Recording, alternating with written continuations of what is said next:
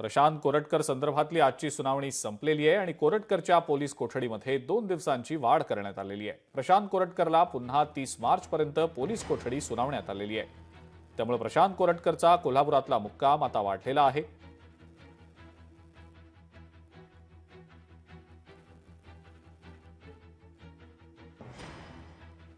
Police दलातल्या तपास अधिकाऱ्यांनी खूप संवेदनशीलरित्या हा विषय हाताळलेला आहे आणि चांगल्या पद्धतीने ते तपास करत आहेत असं आता जे आर्ग्युमेंट कोर्टात झालं ते मी ऐकलं। त्याच्यामुळे मला एक समाधान आहे की शिवाजी महाराज, संभाजी महाराज आणि जिजाऊंच्या विषयी विष ओकणाऱ्या व्यक्तीबद्दल सहानुभूती न ठेवता कायद्याच्या कक्षेत राहून ज्या पद्धतीने तपास चालला आहे त्यामुळे महाराष्ट्रामध्ये एक वेगळ्या पद्धतीने, कारण ह्याच्या अगोदर तुम्ही बघितलं असेल की खूप वेगवेगळ्या व्यक्तींनी शिवाजी महाराजांच्या बद्दल वेगवेगळी विधानं केली होती, पण त्यांना कुठलीच कारवाई झालेली नव्हती, त्यांच्यावर गुन्हे सुद्धा दाखल झाले नव्हते। पण ह्याच्यावर गुन्हा दाखल होऊन ज्या पद्धतीनं कारवाई करायची चाललेलं आहे त्याच्याबद्दल मला एक शिवाजी महाराजांचा अनुयायी म्हणून एक समाधान वाटतं।